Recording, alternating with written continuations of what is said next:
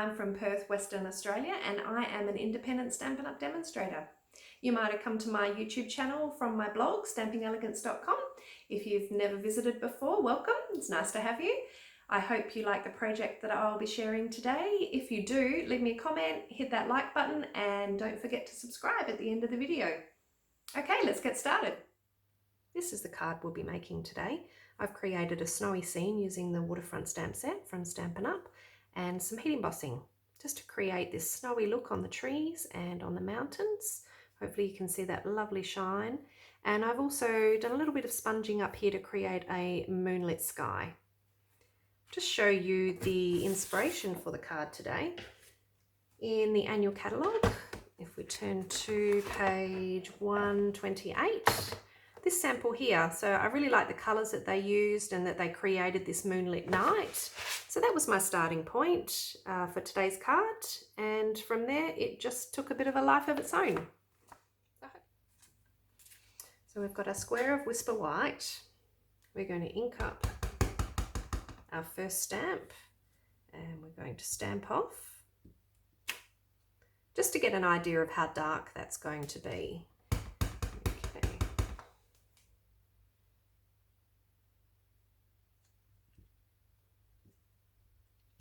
First one down. I'm just going to keep continually cleaning off my block around the edge. It always tends to pick up a little bit of ink, and the cleaner you can keep the block, the less chance we're going to have of transferring ink over onto our white cardstock.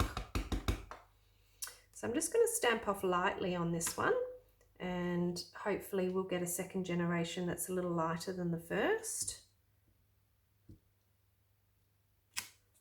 Yep.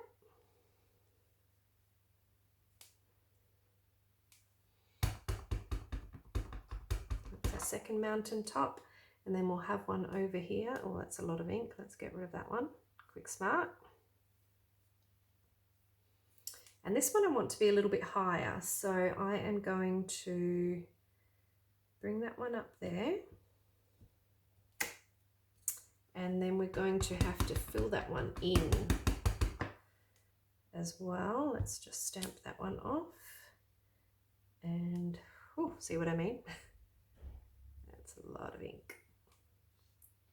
And then we'll just stamp that one down there as well. Okay, so I'm quite happy with the way those mountains are looking there. Just clean off my stamp. Okay.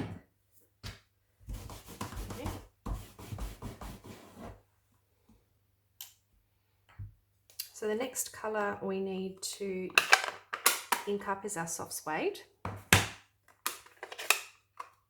I've got two stamps that we're going to be using for the earth. The first is the long one and the second is this piece here. So ink the soft suede up. And the thing I love about this stamp set is that it creates this watercolor look. So it's not perfect, it's never the same, and you can just let your imagination run wild with how you can use each of the stamps, which I really like about it. Okay, we might want a little bit more colour on that one. So we can just pop that down there. And this one here is going to create our, it's a bit of an island, I suppose. We're going to create that piece there with this stamp. Inked up, and I think I want it around about there. Okay.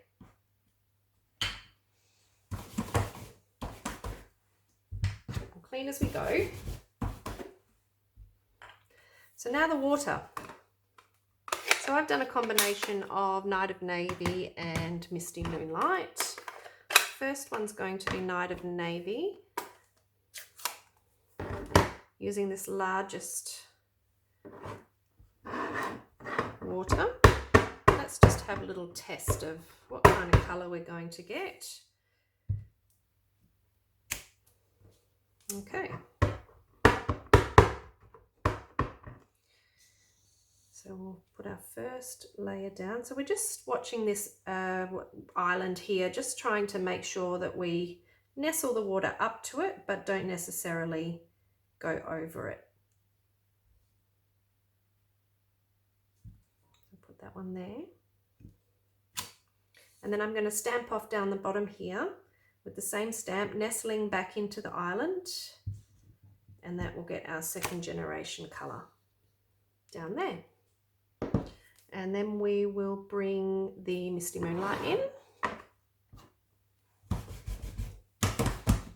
I'm going to turn my stamp over, so I'm nestling in. Now this is a really juicy ink pad, so I definitely want to stamp off on this one. And just have a look at what we're going to get there. It will dry off lighter, but we definitely don't want too intense colour all the way. We want to create a bit of interest by a gradient of colour. So let's just stamp off there. I am going to use a post-it note just to cover up that land there. And then when I stamp down, I'm getting that nice water's edge just up there. Okay. I'm going to go a little bit darker this time. So we're just going to stamp off a little lighter than the last time. And then that's going to fit really nicely in there. Okay, we're creating some nice variation in colour there.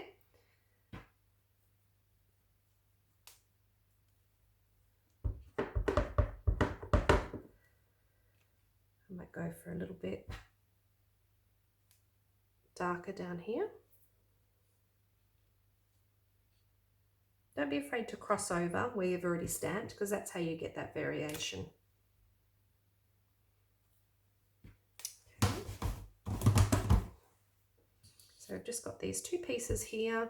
So if I ink up, I'm going to get a good stamp off this time. And I'm going to stamp that side, slightly crossing over, and then the same on that side, slightly crossing over.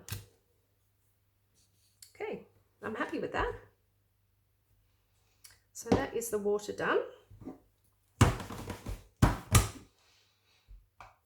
So next we are going to do the trees.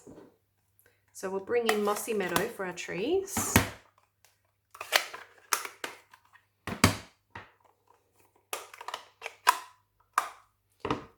Already mounted on there. Now we want this to be a really nice dark impression, so I'm just going to, I like to stamp off just so I can get an idea of how dark we're going, what it's going to look like. Okay, and then I am just going to position those trees so that all of the tree trunks are onto the land, and down we go. Just get a nice solid impression by going straight down and straight up. It's looking good. Now our second trees are going to be up here in the corner. Again, you want to make sure that your tree trunks are covering over the land, not just hovering in space. And I also like to make sure they're hanging over a little bit.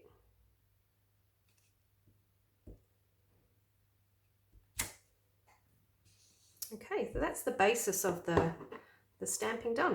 Such an easy stamp set to work with. I find that really enjoyable. Okay. So we're just going to do a bit of a clean off. For those of you that have not seen our stamp cleaner, this is the Stampin' Scrub, and there are lots of different kinds of stamp cleaners out there. We sell a few ourselves. This is old school. I really like this one. So you've got a wet side and a dry side, and then we've got a Stampin' Mist. So we just wet the wet side, we give it a scrub, and then we give it a dry on the dry side, and that gets the stamp nice and clean. You're still going to get staining on the photopolymer, which doesn't affect how it works by any means. It just makes it look like you've used them, which I think is great. So I like to keep the stamp cleaner just to the side and clean as I go. Right, so the next step we're going to do is to do the heat embossing.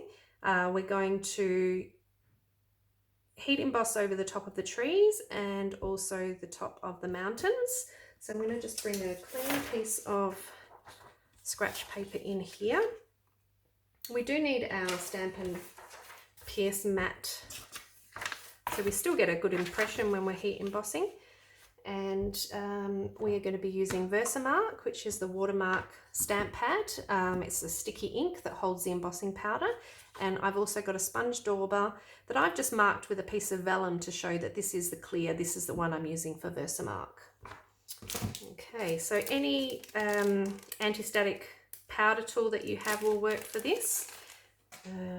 All we're going to do is just give a bit of a light tap over all of the ink, because we don't want any of the wet ink to pick up the embossing powder. We only want it to go onto the Versamark ink. So that creates an anti-static surface for us to work with. And now all I'm going to do is I'm going to pick up some Versamark onto my dauber, and I'm just going to tap down the edge of the trees, over the top, with a really light hand, not too heavy. And now I'm just going to position this stamp, which is of course see-through, so that you can line it up. And I'm going to position it over the trees and stamp straight down and straight up. Now you really do need to get over the top of the stamp to do this. I'm going to do my best without blocking the camera. So if you just move the stamp around until you can see that you're nice and lined up, and then straight down, and you can actually see where the ink's transferring, and straight up again. So we'll repeat the process over here. This ink does stay sticky for quite a while, so you don't have to be rushing straight away. I want a little bit heavier handed on this one. I want a little bit more snow on my trees up here.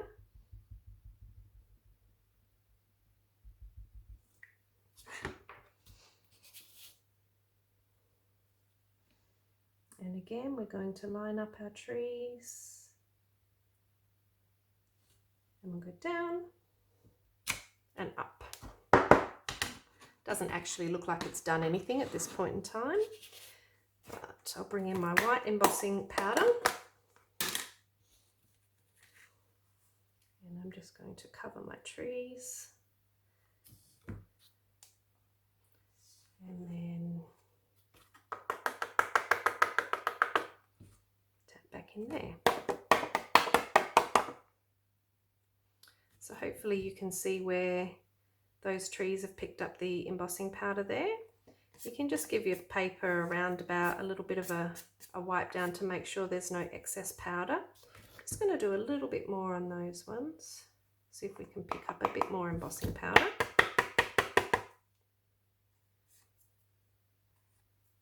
And I'm now going to bring in my heat tool. Just heat it up for a little bit. You want it as hot as possible when it's actually applied to the cardstock, so that it melts the powder as quickly as it can without warping the paper.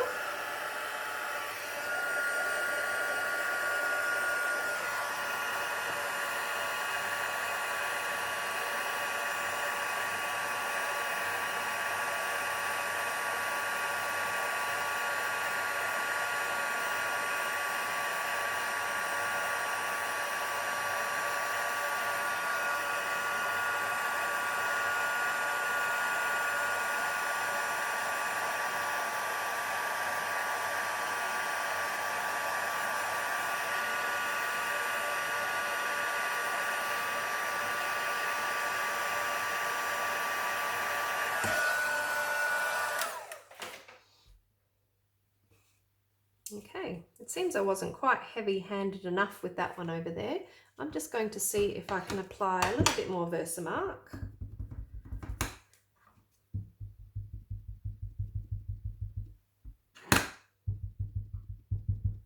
We'll see if we can make this work. Make sure that bit's dry first before I go down. Okay. .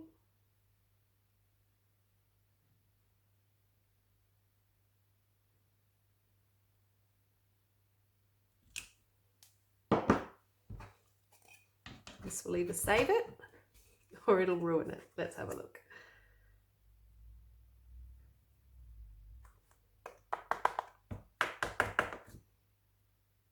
A bit of powder on there. I think that might have worked. Let's see.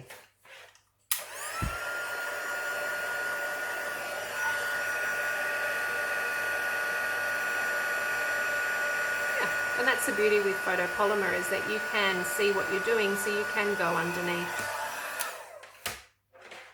You can see what's happening underneath, so you can go back and add a little bit more on there. Okay, so now we've got the mountains. So I'll bring my mountain stamp back in. I'm just going to add just a little bit more powder over the top there. And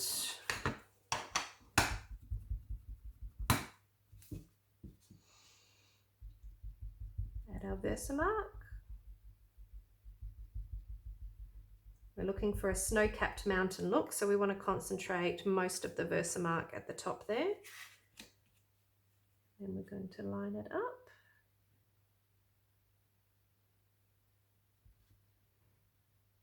And go down.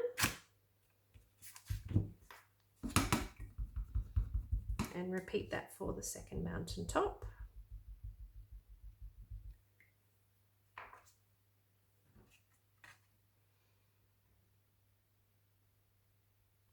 Now I don't really want to cover those trees up again, so I'll just bring the post-it note back in, and I'm just going to sort of use a triangle,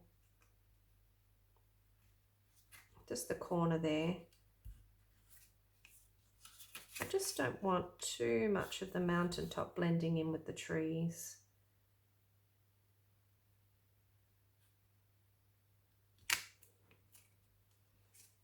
Okay. With our scratch paper, and we'll apply our heat embossing powder to the Versamark.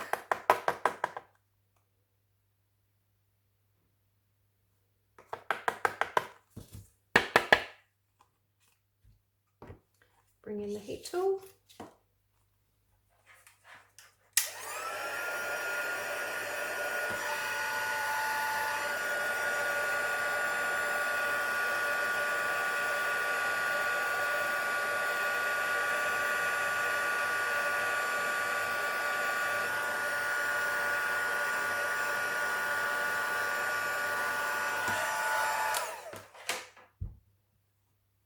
And there we have our white heat embossed snow-capped mountains and trees. Okay, so the next step we're going to do is we'll do the moon. So I'll bring the moon or sun stamp in. And of course with this one, we'll just ink up the stamp directly. Place it where we think we want it.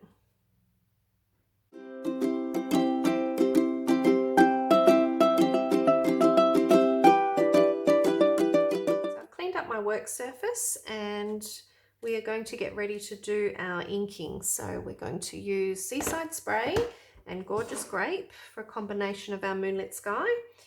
And I've got a sponge dauber here for the Seaside Spray and just a wedge of sponge for the Gorgeous Grape. Now the key here is to not be too heavy-handed with the ink. You can always add more, but you can't take away. So what we'll do is we will just get to the point where we don't have an awful lot of ink happening on our dauber, and we're just going to pull in around the trees, but trying not to go over the mountains too much. Now the heat embossing is going to resist the ink, and you should be able to highlight those trees and the mountain edges. And then I'm just going to keep coming around in a circular motion up towards the top. We'll start down on this side. You really don't need a lot of ink on your dauber to be getting a transfer of colour.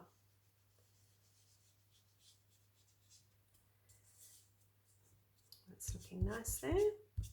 Just going to try and blend those sections out a little bit by coming in with a dauber that doesn't have too much ink on and just using that circular motion. We want to leave a little bit of white space so that when we come in with the gorgeous grape that we get that blending of the two colours. So again, let's go in with not too much at all on our sponge.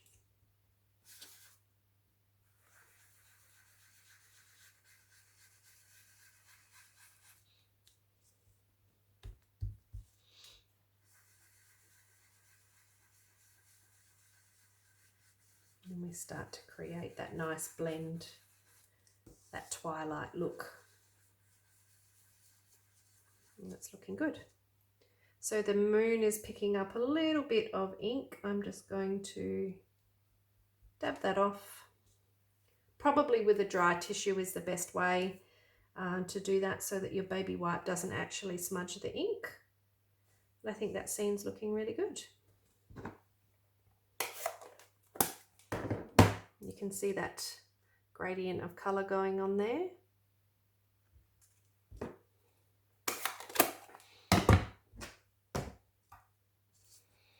Okay, let's bring in the other pieces of our card now.